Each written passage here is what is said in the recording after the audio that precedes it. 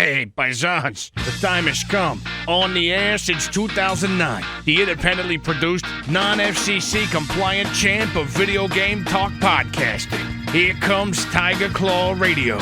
Here's your host, Critical Failure. Welcome, everybody.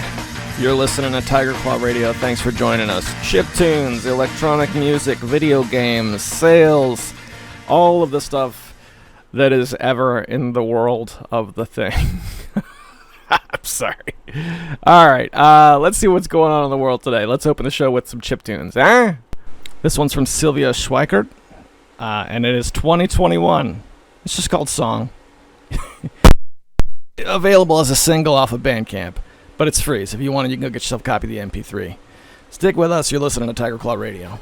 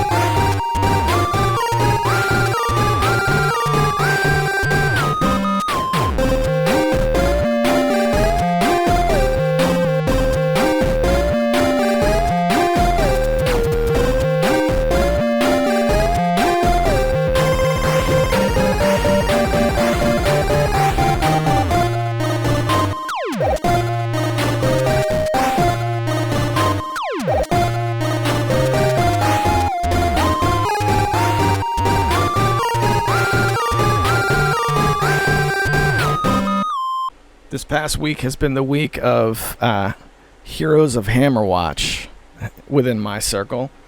That's a game that we picked up from one of the bundles over on Fanatical, formerly known as Bundle Stars, because that name seems to make everyone in my group uncomfortable. But yeah, it's been a good game. I've enjoyed it. Probably the most of the people who play in my group. Swingle and I have been playing through it. Darabka's been playing it a little bit as well, and I like it. It's a roguelite for sure. You know, so there's a lot of grinding. You go in and you fight all the monsters and you die, but that's okay, because now I can get the weapon upgrade to make it so I can go a little further before I die. I'm enjoying it, but Swingle says it disrespects your time, and I don't know, maybe he's got a point. But I think it's been fun. There is a bit of a meme that we share back and forth when we talk about games. We say, oh, it's like such and such a game, but worse. And I would say this is very much like the old school Gauntlet, but worse. I enjoy it. That's Heroes of Hammerwatch. The bundle I picked it up in was $5, but I don't know what it actually costs if you want to go get it off of Steam. Speaking of Steam, the Torchlight franchise was on sale this past weekend. Good games. I don't think I'll ever play Torchlight 3 because of the way it's so closely mirroring the Diablo franchise. First one was a straight dungeon all the way down. Second one was very similar, but now you have some overworld aspects to it and some exploration. And the third one was a net game. And it looks like that's exactly what's happening here. Not to mention the price point. They were always budget games. I loved the original Torchlight. I loved it. But I only paid like $3.99 for it. And Torchlight 3 is definitely $40. So, I don't know. Maybe if it's your thing, yeah, maybe yes, maybe no. But the original Torchlight, currently on sale for $2.99. That's an amazing game if you've never played it. Torchlight 2, also an amazing game, $5.99. Those are a couple of like weekend deals, or if I didn't already have them for any given Steam user, that's a weekend of entertainment right there. Dungeon crawling that I would say far surpasses Heroes of Hammerwatch. But yeah, somewhat similar in gameplay, I guess. Also, we're wrapping up, this is being recorded on Friday, we're wrapping up the Nissa Steam Publisher Sale, which most notably had the Disgaea series heavily discounted. My older brother was a big fan of the Disgaea series. When I first got my PS3, he got me a fresh copy of Disgaea 3 because he was like, dude, this game, love it so much, gotta get one for you so you can experience it too. I like the gameplay. It's a little bit anime and a little bit Yu-Gi-Oh-ish for me in terms of the art style, but good strategy. If you like the slow-paced strategy games, Disgaea's pretty tough to beat. And we have a similar situation to the Torchlight situation, where if you don't have any of them, the original one's $3, and then you go up to $4 for the sequel. And then for some reason 4 is $20, and then 5 is $13. So usually when there's a spike like that and then a dip in the pricing, I'm usually looking for something wrong with that most recent game. But I don't know. Maybe both of the Disgaea fans out there can hit me up and let me know what it is I'm missing. Let's see. I'm looking at my most recently played games to see what else has been happening. There's a Love 3 out. Fred Wood's Love, the side-scrolling game, which is, let's be real, this is just another like indie side-scrolling game, but it's pretty fun, and I met the developer at like an indie showcase booth at MagFest like 5 or 6 years ago. So I played all the way through the first one and second one.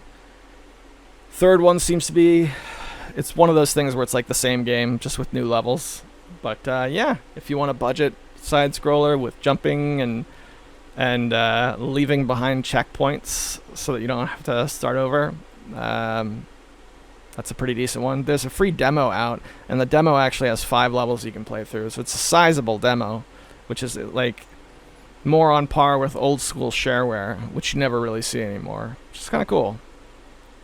You know, clicking around in Steam, I think I may have crossed into the line where my collection is too large to open the list of all my Steam games. I make fun of Alex Swingle for this quite a bit.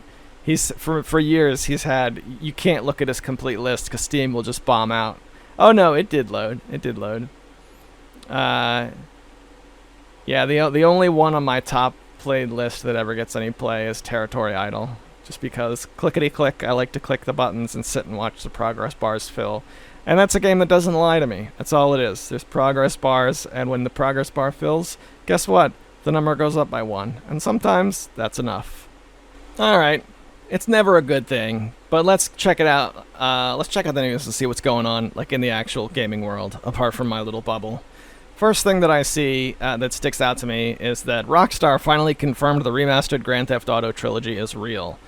And this is from Retroware.com, formerly Retroware TV. Apparently it's a thing, so if you're a big fan of San Andreas and whatnot, that era of video games in the GTA series, back when GTA was still GTA and not whatever it is now, yeah, they're gonna get remastered, so that's cool, I guess. Oh, hey, here we go. Over on PC Gamer, this is great news. League of Legends, which Swingle has been playing quite a lot over the past few weeks, and I kind of went through my League of Legends stint. Riot is disabling cross-team chat in League of Legends, which is crazy because if you play League of Legends, it's still it's still a toxic place to play, but everybody has to use code and stuff. For example, if you're really bad and people want to make fun of you, they'll use your character name and say heavy. This player is heavy, as in the rest of us are carrying the team and you are the reason we lost. What circular roundabout knowledge just to convey the message that you are bad and you should feel bad. The thought is still there. The feeling of bitterness in my heart towards another player still exists and is communicated, but they have to circumvent all of the reportable things. And so in a situation like that, really, why not restrict conversation even further by getting rid of cross cross-team chat. I mean, they got rid of it in CSGO a long time ago. So, okay, whatever. GG League. Here's another one for you on PC Gamer. Windows 11's first update is being rolled out to unsupported PCs after all, despite multiple scary warnings. Yeah. So, if you're on Windows 11, and I don't know anyone who's on Windows 11, good luck, and Godspeed, and remember, if you just can't take it, there's always Linux. If you're interested in buying a computer, I would suggest making that jump now before everything is force-loaded with Windows 11. Or build yourself so that you can avoid that mess altogether. So one thing's for sure, I'm not going to touch that thing till it's been out for at least 2 years. It's just, I'm good with 10. I didn't want to get on 10. Well, the more I look at these sites trying to scrape for news, the more I realize why in my private life I stay away from them. For example, the next Battle Royale game is an interactive live-action movie. No! No, it isn't. I am closing this tab now, and I'm removing the PC Gamer link from my list of TCR content shortcuts. Because that just... No. No. I'm sorry. It's not a thing. Alright, I kind of told myself when it comes to these old Commodore 64 games and Amiga games that are coming out, or new games for these old systems, rather, I was kind of done covering like previews of games that were getting ready to come out because there's never any follow-up, and as far as I know, hey, such and such a game is coming up around the corner. Those just sort of disappear into the ether, and I never really see them. I'm not saying they never come out. I'm sure some do and some don't, but they just, they disappear off of my lexicon forever. However, this is going to be one exception.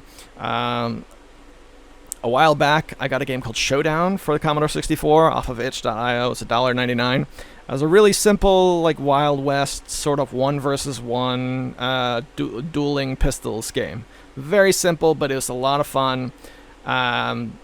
It was a great game to load onto the C64 Mini and play with a couple people.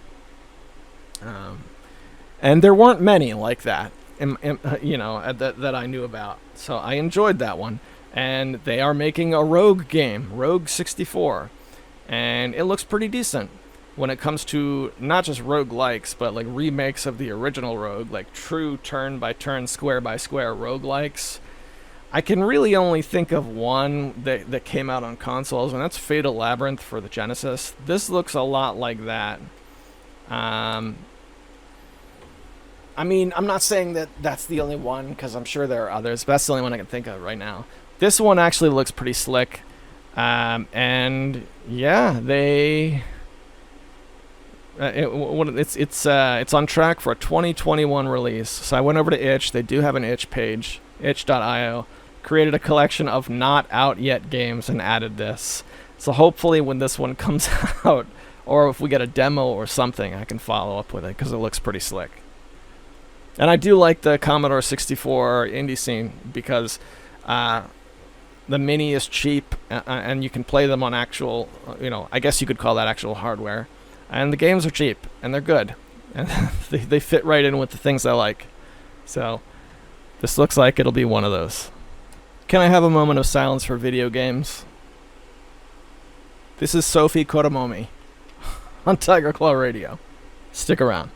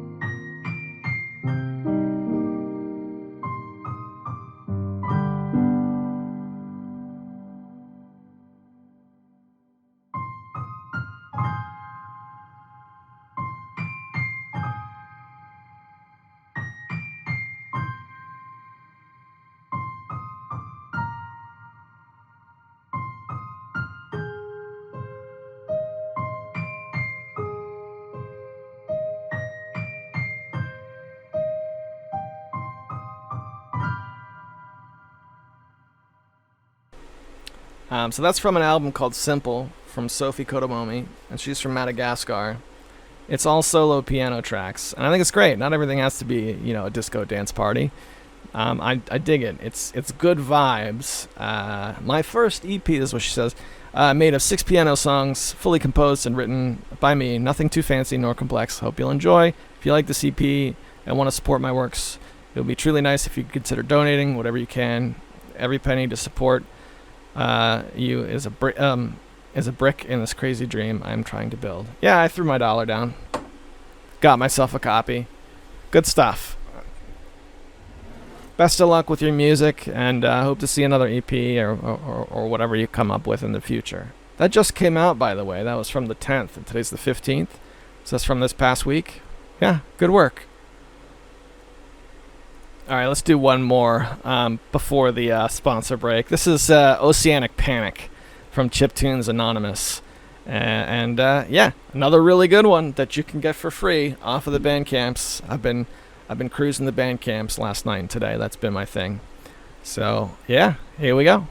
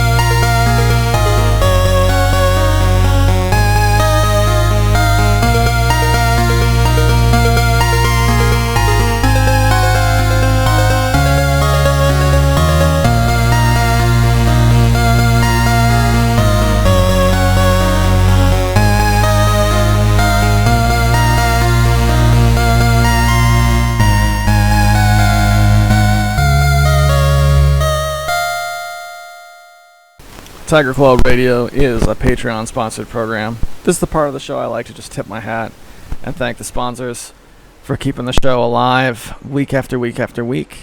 To them, I offer early access to the show when I can. Here it is Monday, and I'm still finishing up. And also, I run a series called Monday Night Morrowind, which gets released over on Patreon.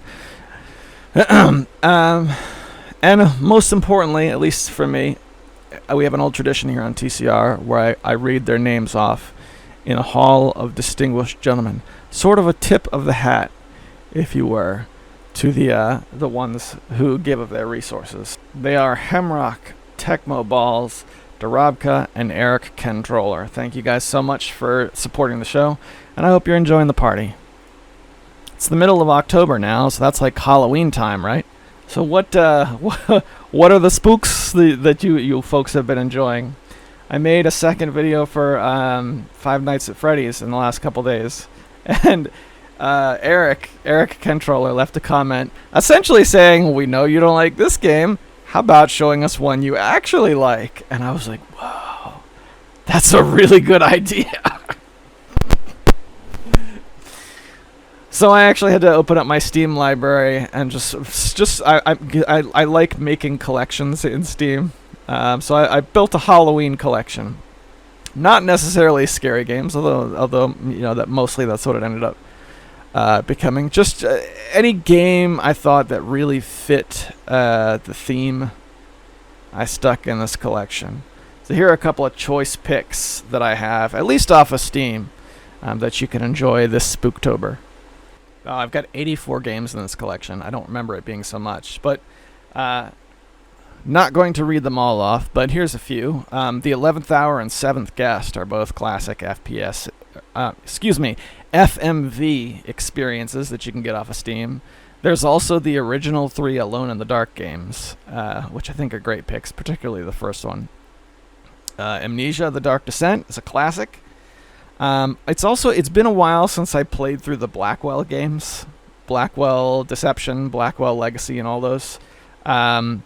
Those were huge for me. I loved those games very much, so those might be good Halloween picks. The Blood Rain games, Blood, Fresh Supply, the Carmageddon series. Here we go. Anything Castlevania really fits. So I've got the Castlevania collection, and then there's a bunch of like Castlevania clone type games on Steam that are pretty good. Where's the clone type game that I know I have on this list? I believe it's called Odalis, but that's one of a few. Odalis is the one that I have. I'm not finding it now. Yeah, that is what it's called. Odalis, the Dark Call. It's like Castlevania, but worse. Also, one I really want to play is Monster Bash, which I acquired in the Apogee.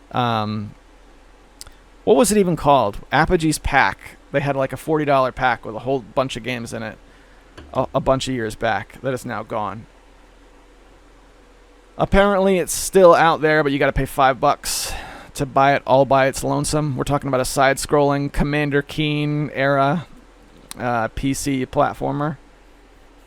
I think that might fit the Halloween theme with some spooky, scary skeletons. That's the thing about Halloween. It doesn't always have to be scary. Just the fun, lighthearted, let's go trick or treating, that kind of thing. That's the Halloween that I like. Another one that sticks out to me that is a little bit more spooked than normal. It's a lot of years ago now.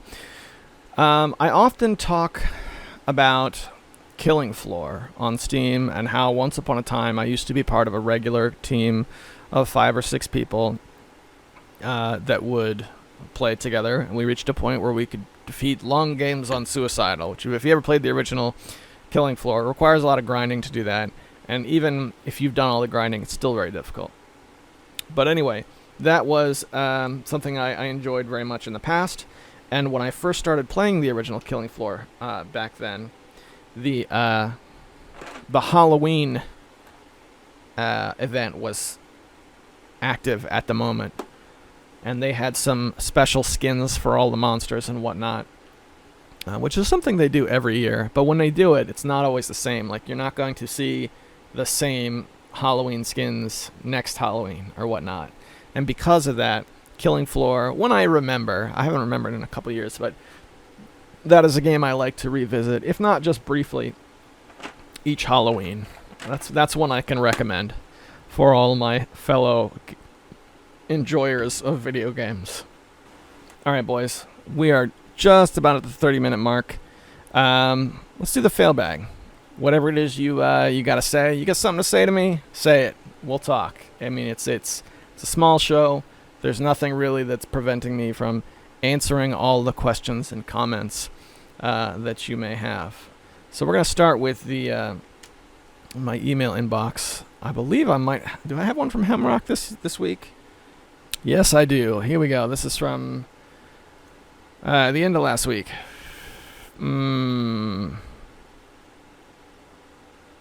8 days ago. I'm not sure if I read this one or not. Okay. Greetings, CF. Thank you again for another episode, or should I say another 2 episodes in quick succession. And thanks for the heads up on the C64 chiptune compilation on Battle of the Bits. There are only 9 entries as of writing this. Some of my faves include Superstar Ted, Teetle Away in the Wind, and My Beautiful Network. I think you played the last one on TCR before. Also Choice. Nice choice. Also Chiptendo Rocks. Speaking of chiptunes, how's your chiptune compilation coming along? It's kind of stalled. I haven't picked it back up again since September ended, to be honest with you. I did go cruising on the Bandcamps to find more chiptunes, which is what we listened to this week.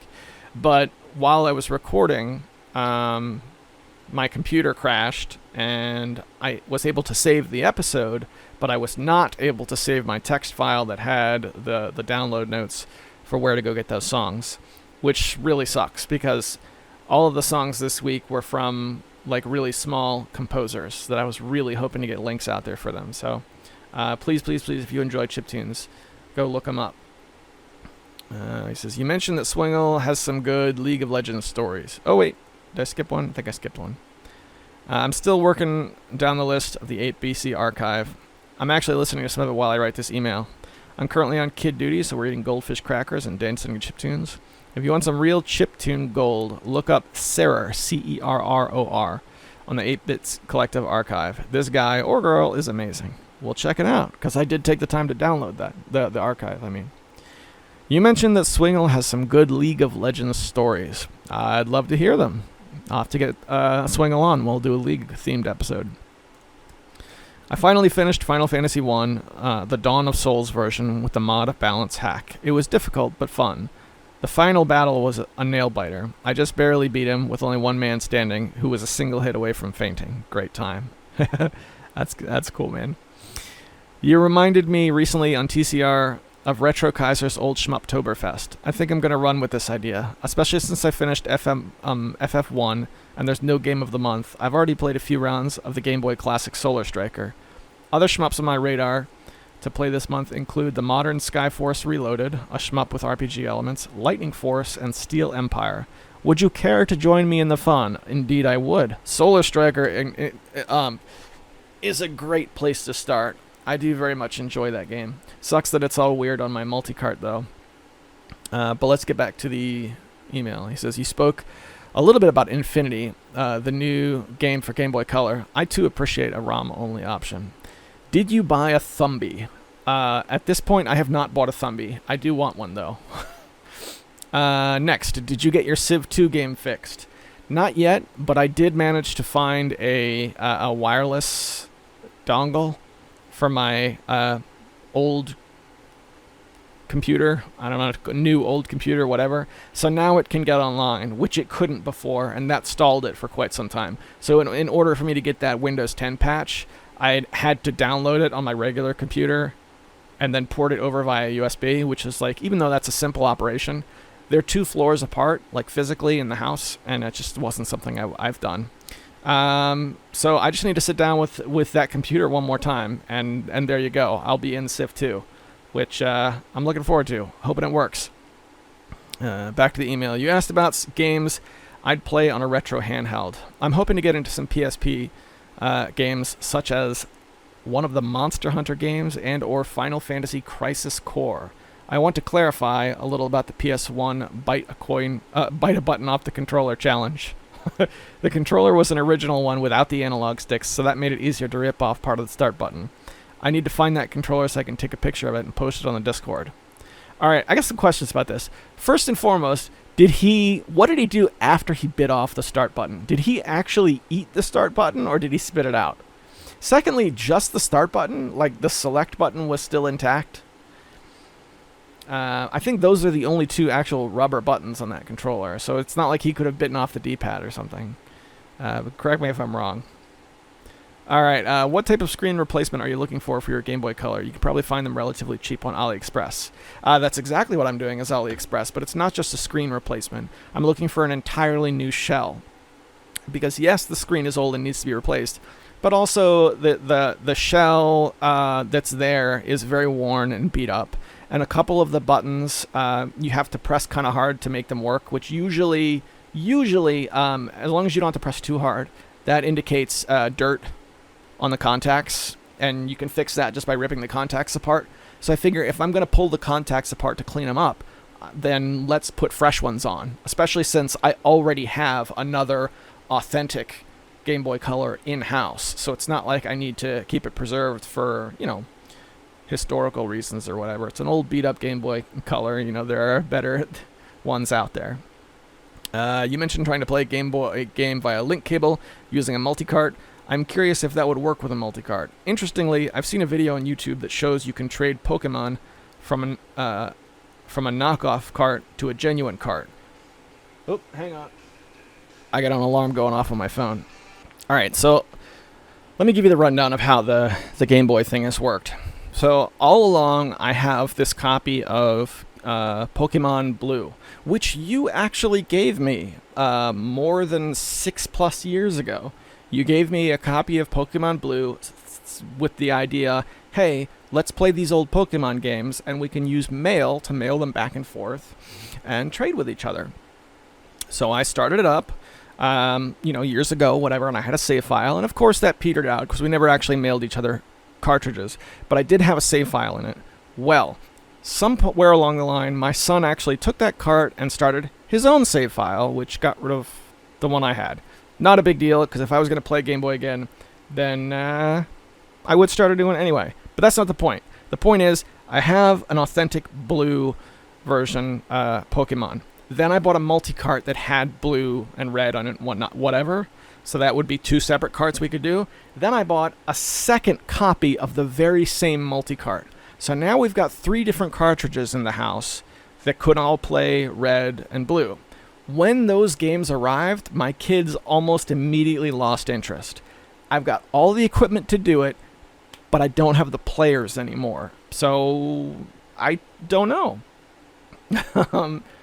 I should try it on my own just to make sure that the link cable functions between the two, because like I mentioned before, there are some simpler games that, that I could do 2-player of. That'd be pretty fun. Let's see what we got here. And yeah, that's where we are in terms of Pokemon. They drifted from that series into like the Sapphire and Ruby era. So, and I'm doing the same thing with Sapphire and Ruby. I've got an authentic Sapphire from years ago, and I ordered 2 more multi-carts that will have Sapphire and Ruby.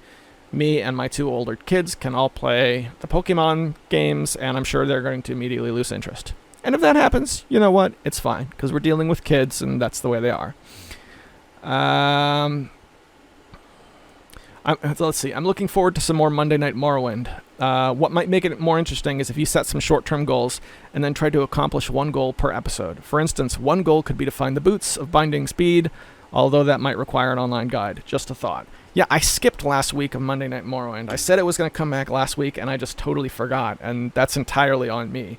I would like to do it that way, but I have to stretch a single goal out across a couple episodes. So I have a few episodes filmed right now, and then, I'm going to pick smaller, more attainable goals, and then try and make it like, okay, this is the goal for the next 2 weeks, or 3 weeks, or something like that. Because that will make it a little bit easier to produce. But yeah, this is Monday again, so Monday Night Morrowind comes back today, And the last couple episodes that I filmed, at least when I was playing them, I can't always tell if they're going to be good or bad while I'm making them, but while I was playing them, I had a lot of fun, which usually indicates a better episode. So we'll see what happens. For instance, one goal. Okay, yeah. Check the Discord. I'll see if I can't round up some retro news. I will indeed. By the way, you got to jump on the Tiger Claw Media Discord, because I know you run a TCR one that's just you and me. But we have a bigger one with the rest of the boys that I see you as a member of. You should come. You should come post in there so we can all kind of go back and forth about it. Have you ever played Final Fantasy VIII? Is it true that monsters scale with the main character? If so, can you get around this just by keeping the main character dead? What are your favorite shmups? What's on your desk? I'm rooting for you, Hemrock. Awesome email. Oh man, there's some good stuff in there. Final Fantasy VIII. So, couple things about this game. My relationship with Final Fantasy VIII is a bit of a weird one, because I've always been of the opinion that during the PS1 era, we had sort of a renaissance of the RPG genre. I mean, you just look back at what they were on the Super Nintendo, and then look back at the, Final Fantasy 7, 8, 9 on the PS1. That was a huge explosion of RPGs. But 8 was a bit of a black sheep, and you have some people who love it and some people who hate it, and I didn't play it much. I remember sitting down with it a couple of times and just not getting hooked. But that doesn't necessarily mean it's a bad game, because I'm not really an RPG player, to be perfectly honest. So I'm the very rare middle of the fence for Final Fantasy VIII. Now, around the time I first got married, I had a big box of PlayStation games. PlayStation 1, and I'm trying to give you a number, but that's a difficult thing to do. It's a box probably like the size of a blender or something. So it probably realistically had, I don't know, 20, 30 games in it. Maybe more, maybe less. I don't remember. But this was my beloved, dear PS1 collection. And I had a portable PS1, which was the thing at the time. And it wasn't getting played. So at the time I was working on a plumbing truck, and the guy I was working with, who was my boss, he and I were really, really close. He's this older Navy vet who served on the I hope he doesn't mind me saying this. He served on the Saratoga as what he used to call a deck rat. I think that's a Navy term. So when the planes would land, he would direct them with the things. And he would tell me all these like military stories, and I would just eat that stuff up. Well, we were really tight. And at one point, I needed some grocery money. My man needed some games. I said, hey, man, what do you think for $75, and I'll give you this PlayStation lot?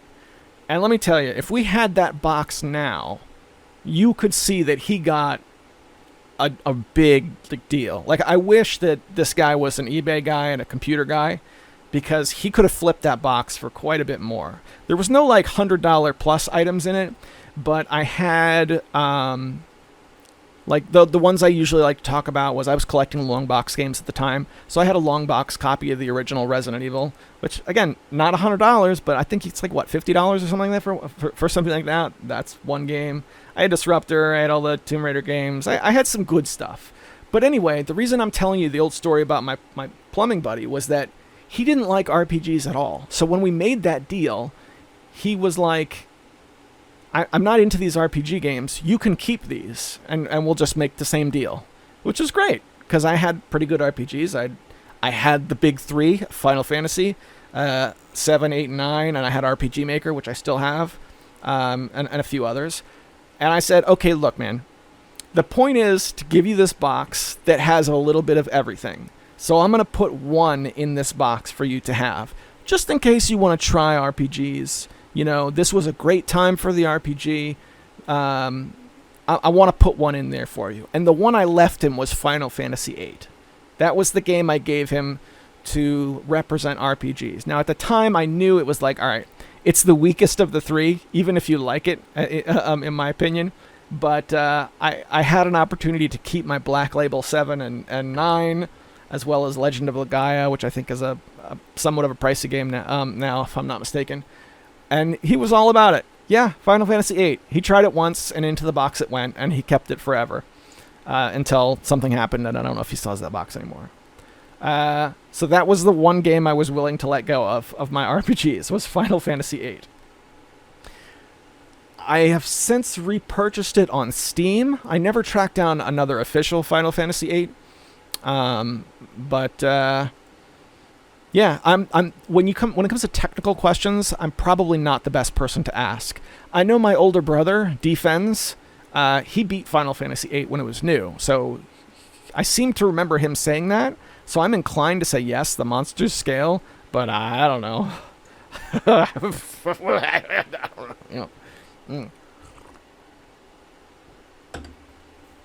That's a good question. I don't know. Would you want to test that? I mean, I suppose I could get it up and running on Steam and just give it a shot. But it might be one of those things where if the main character dies, then it's game over. Actually, probably not, because I don't think 7 or 9 were like that. I don't know. I'm talking out of my bottom because I don't really know the answer, but I think it's an interesting theory. Next, you ask, what are my favorite shmups? Shmups are a genre that I got into relatively late in life. I always knew what they were. I always kind of liked 1942, although I never really played it a ton. It was just one I recognized.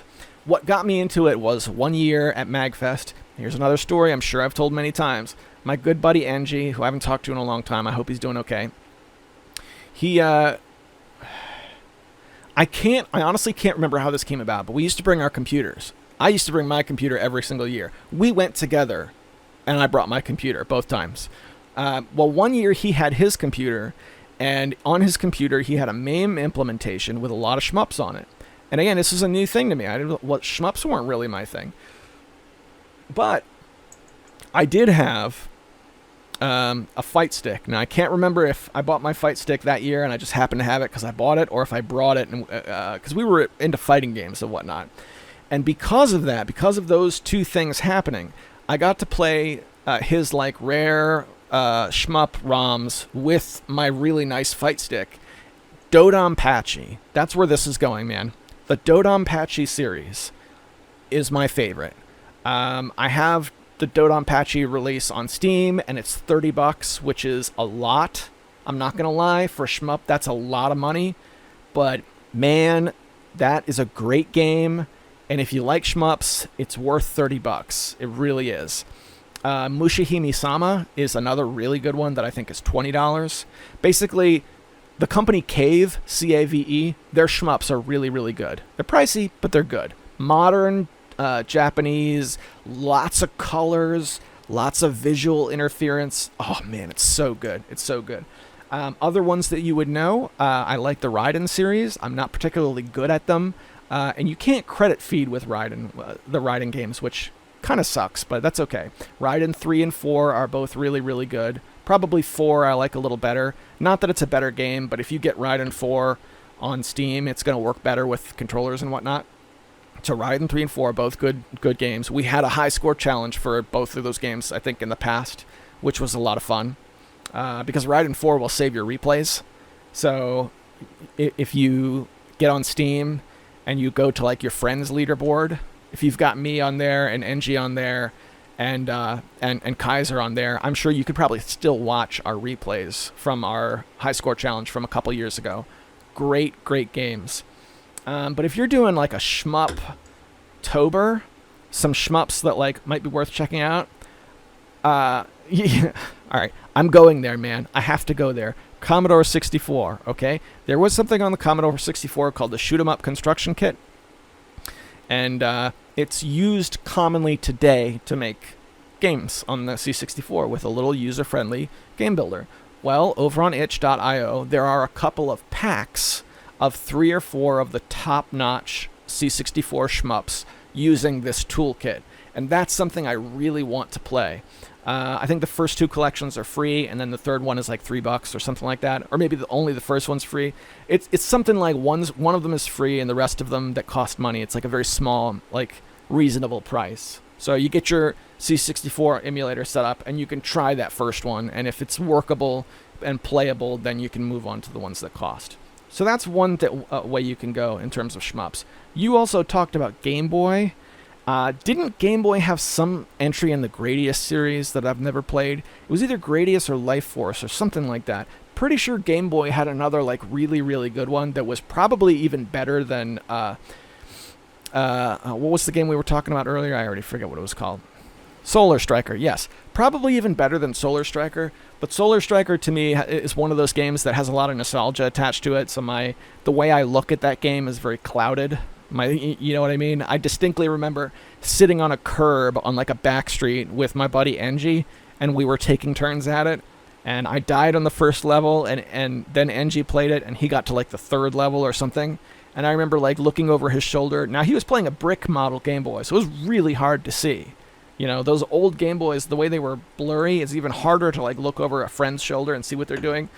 You can only kind of make out what's on the screen. And I remember seeing that street that's like part of the background for the second level and thinking, whoa, that's so cool, man. That's such like an intense memory.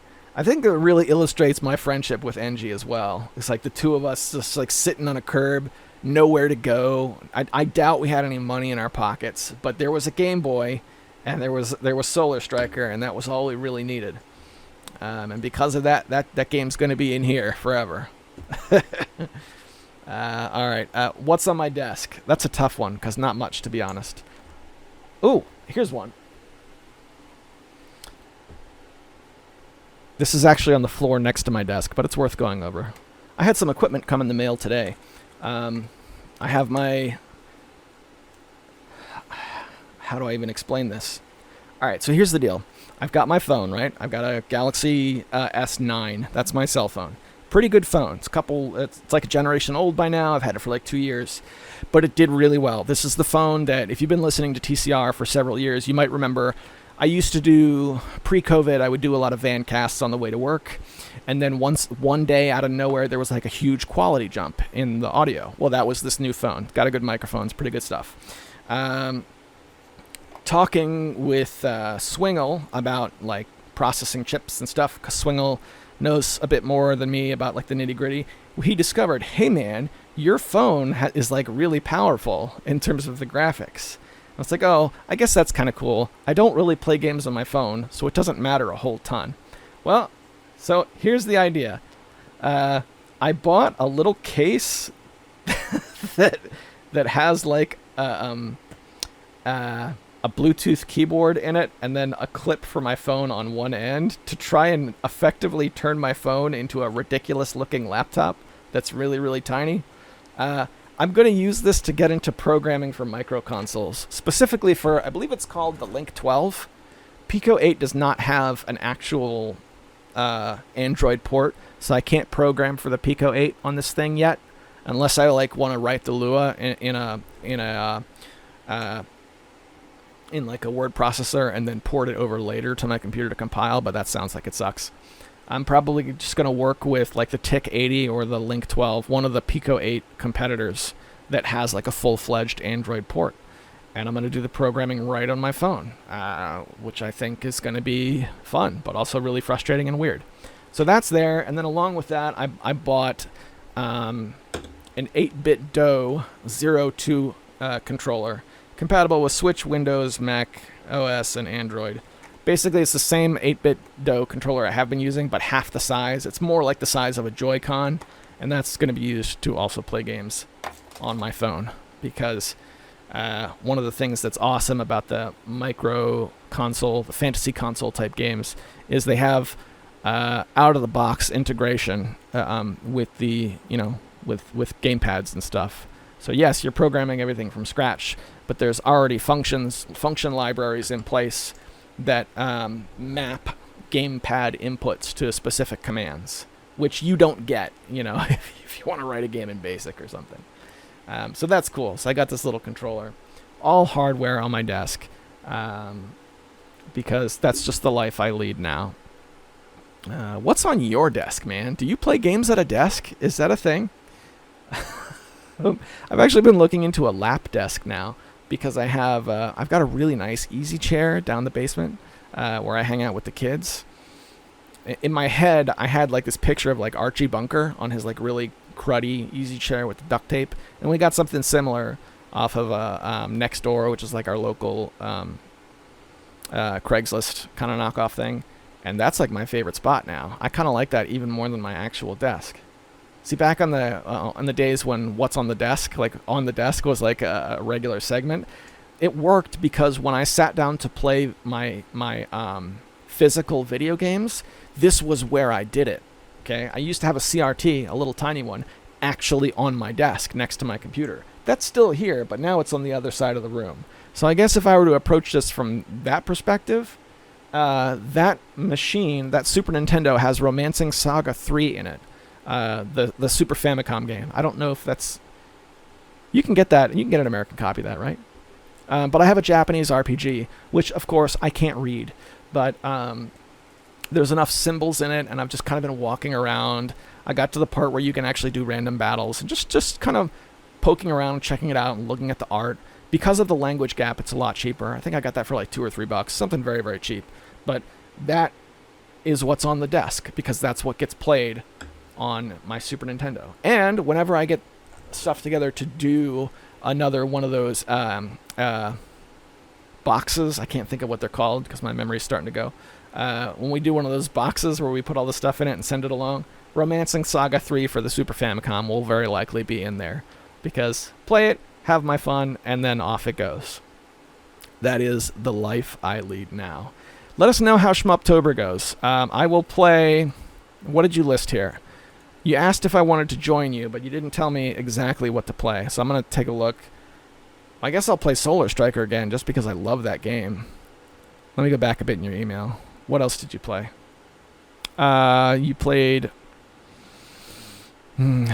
On your radar is Skyforce Reloaded, Lightning Force, and Steel Empire. I'm interested in Skyforce Reloaded because you say it has some RPG elements. I don't know what that means. I'm interested to find out. But yeah, I'm down, man. Shmuptober. I think that is the extent of it. Thanks for the email, man. Saved my bacon this week. It really did. It's always good to hear from you, brother. I hope you're doing well. Hope your family's healthy, and I hope you guys have a really good Halloween. You know, for Halloween, since COVID, last year, we just ordered a bunch of candy. And rather than go out trick-or-treating, we just had like, all right, kids, here's an amount of candy that is comparable to what you would get trick-or-treating, and we can just stay in and watch movies. On paper, that sounded really sad. My kids loved it. They got all the candy. They didn't have to do the work. They just dressed up in their costumes, and we watched The Great Pumpkin, and there's a series that my wife has called Disney's Halloween Treat. It was like one of those Disney TV specials where they would show clips from like the late 80s, early 90s, something like that. We watch that every year, and yeah, it's a good time.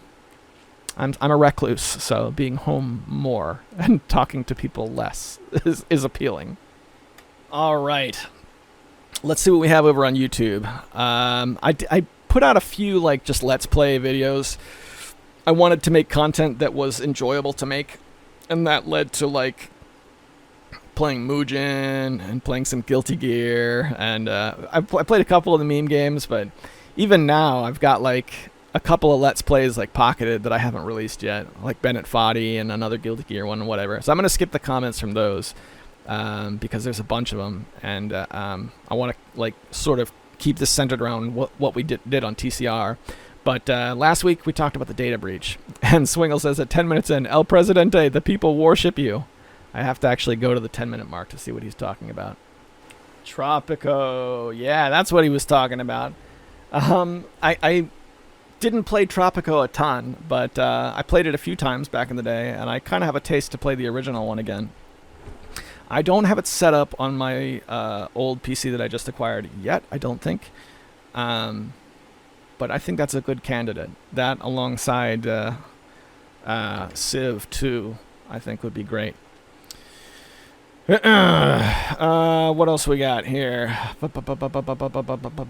Oh, by the way, don't think I forgot about the articles he posted in Discord, Hemrock. I haven't forgotten. 29 minutes in. Although I'm a living meme, I don't participate in Spooktober or any pun-based activity about playing horror games in October. I'm the kind of guy who doesn't wait for a birthday to give a present, that sort of thing. That and rituals are for the insane. However, I'm willing to playfully act crazy for my friends, so if you want to start a tradition, I will make an attempt. I vote to make October Toilet Month, because of all that candy is going to crush my already failing bowels, but the candy, it calls to me. Mecha Menace responds, I'm the exact same unique weirdo as defined by our society's tactfully understood rules. When it comes to gift giving, I see something I think someone will like, I get it for them. How is a gift special when it's how special is a gift when it's unexpected? That is a good point. To both of you, I would say there's nothing wrong with everyone joining hands in merriment on a specifically predefined day. I don't think there's anything wrong with that. But that's just me. I get where you're coming from, like you're both making good points. But, hey man, it's Halloween. It's good times. Let's watch The Great Pumpkin. Play some shmup games. 43 minutes in. I love escort missions because I play babysitter every time I co-op with CF. It's the best. That is an in-joke that is going to be outed very, very soon, so stick with us. Oh, no, he was talking about, was that last week? I was expecting to read that this week.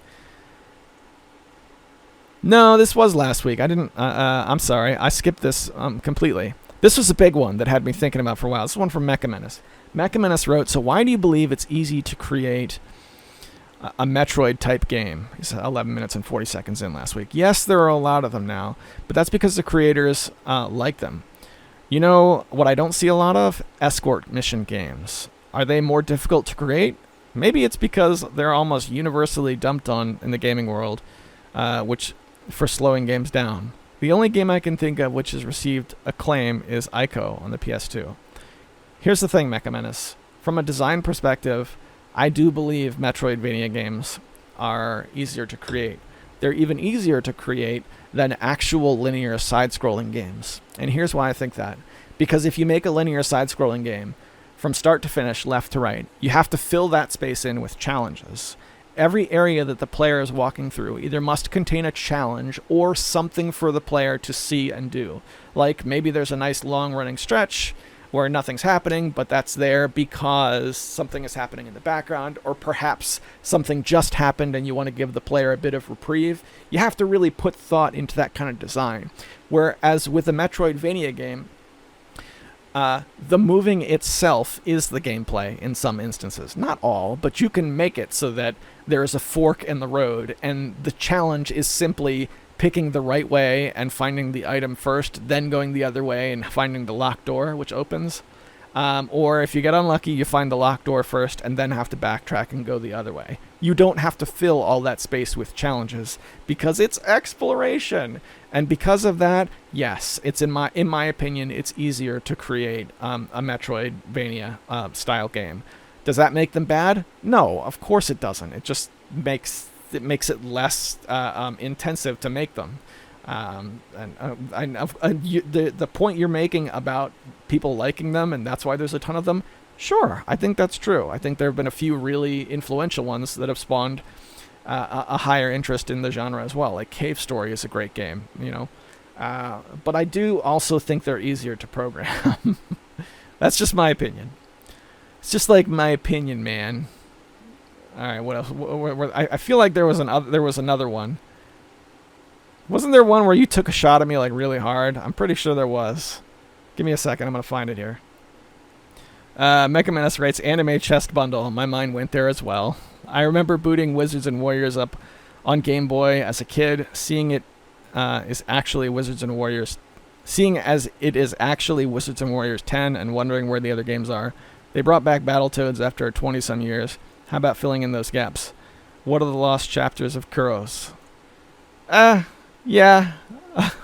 That's a good reason to make a collection, like how we have the Castlevania collection. That'd be great for those. Localizing games that we haven't had before. That's a good way to do it. Here's the one I was looking for. This is Mecha Menace, okay, from 6 days ago. He leaves a time signature of 42 minutes in. He says, I'm surprised by your lack of experience here. All programs are if-then logic. Steady, boy, steady. Metroid games require sequences and events. They don't require story, but those being released today usually opt to put in the man hours to create story as a force to drive players. If you don't want a story, you can go back to the early indie Metroid games like sequeless. Further, a Metroid game is basically a platformer with the addition of sequences and events. If Metroid games are easy, then platformers are even easier than Metroid games. I disagree, but I see what you're saying. The more you strip away from the design, the more you strip away from player control. The more dimensions you strip away, the easier it should be to create a fully working experience. Paddle and ball games are easier than platformers by this logic.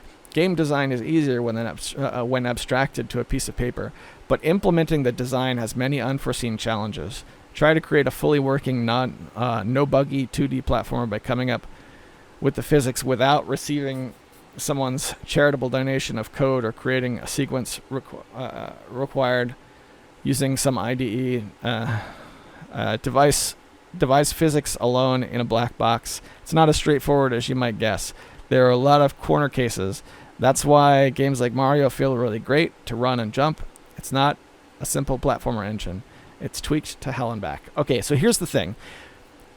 Linear platformers, as well as Metroidvania games, both contain platforming physics. Therefore, we can eliminate the simple concept of physics when we're trying to discern the two, which is more difficult or less difficult, or more fun or less fun.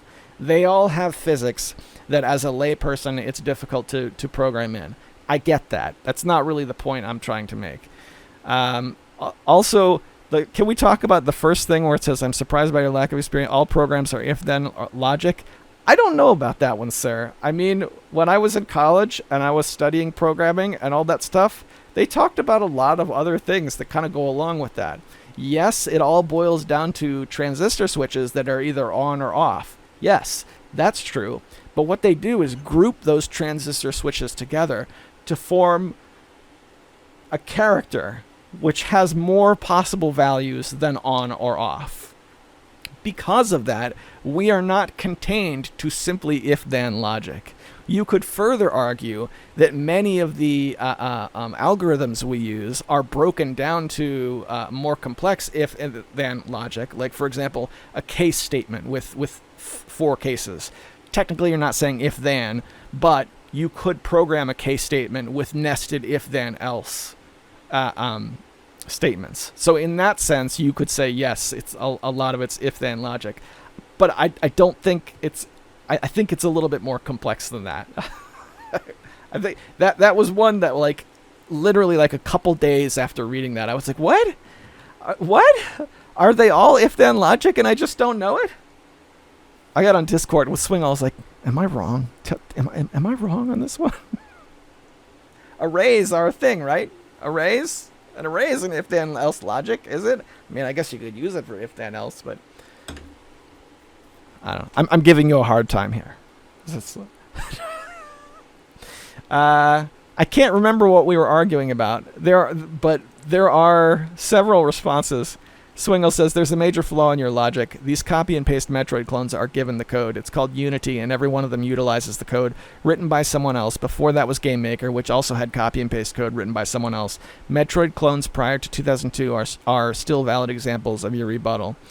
The idea of computer language being difficult is the same as actual language. The last thing I'll add is Metroidvania concept is extremely easy, to the point where there are even action games like Arkham Asylum used in the formula. All of these Metroidvania games are derived from Symphony of the Night. I rarely see Super Metroid concepts at all used in the modern Metroidvania. Okay, this is Mecha's response. Okay, let's take that... let's take that everyone's a script kiddie and uses prefab code. It still doesn't matter. Do you agree that the more you've put into something, the more complicated it is to create? A game where your character moves in one direction is simpler than where it moves in 2 or 3 or 4. Time manipulation games. There are simpler game designs than Metroid type games. This is getting abstract, and I want to be done. I want to be done talking about it. I want to be done talking about it. I would say, though, check out Pico 8 Mecha Menace, because all of that's done from scratch. And, yeah, there's, you know, platform physics can be done from scratch. It is a thing. What else do we have here? I was thinking about... This is Mecha Menace. I was thinking about your Thumby. Something a little bit more practical would be the Arduino boy. Do you remember that guy? I've heard the name. I haven't seen it implemented. If there's, I know all the Arduino stuff has like a ton of development made for it. So yeah, that might actually be worth checking out. All right, I just looked it up. Looking good. Arduino Boy, it's called. It was originally $50 plus shipping, whatever. However, everywhere that I find them outside of like eBay, they all seem to be out of stock. Now, eBay still has them because, of course, eBay has everything. But the price has gone up a little bit to the point where, I don't know. For example, $129? Nah, that's a bit much. It's a good-looking system, though, that I was not aware of. So thanks for that. Yeah, I don't know if this is attainable. Arduino Boy, $49 out of stock. They then released Arduino Boy FX, which had 200 games built in with it, but it was essentially the same console. Also out of stock. I think this might be a discontinued thing. Don't know for sure, but it looks a lot like what I was talking about. Something like the Thumby, just a little bit larger in size. So props for that. Desm writes, I have Gran Turismo 4, and I feel like I've poured in quite a lot of hours into it, and I barely only have like 2 cars. The difficulty is brutal, and it takes forever to build up some cash to buy a decent vehicle. The game demands a huge time investment to get anywhere substantial. Mechamenace responds, I was drawn to Gran Turismo initially by its realistic physics simulations and graphics at the time. GT3 is where the series killed my interest. I hated the license tests. I realized that the genre wasn't for me. Unrealistic arcade races with shortcuts, impossible power-ups are where my passions lie, in the spirit of racing subgenres. Although, I think as games age, all genres, they become arcadey to current gen simulation. Since current gen simulations are more complex and perceived as more accurate, going back to the simple racing sim on the PS1 has a different feel and different exploits to what goes on in the current genre. Yeah. Yeah, that's. I guess that's true. I don't know. I went back to Gran Turismo on the PS1 recently, and it felt like a pretty slick simulation to me. The only problem with it was because of when and where it was the hardware that was used. I'm still getting input lag when I play it, and that's what stopped me from getting into it. It's true that it's not as close to a simulation as today. But when you compare it to the other games on the system, like the Destruction Derby games or whatever, it's quite accurate. But whatever. He also says about I'm not too excited about Windows 11 either. My anxiety is going through the whole process of this. Will this support my old stuff? Format, reinstall, everything. I like my stuff. What a pain. It's a free upgrade. That's nice of them, especially since I own Windows 7 and got a free upgrade to 10. I guess giving away a free OS remunerates Microsoft somehow. Maybe they will get you on their ecosystem and expect you to recoup their costs that way. It doesn't matter since their PC health check tool says my i7 processor is too weak sauce for what Windows 11 offers. I looked at the supported i7 processors. Their i7 support starts at Series 9. Is the architecture of Windows 11 that different? There's also some junk about TPM and Secure Boot. Yeah, not interested. I made the jump to Windows 10 when I was forced to, and I'm sure we'll all be forced one day, but that day is not today, so I don't feel the need to worry about it. Let me know the first time you hear about a game that only works on Windows 11, because right now such a game does not exist.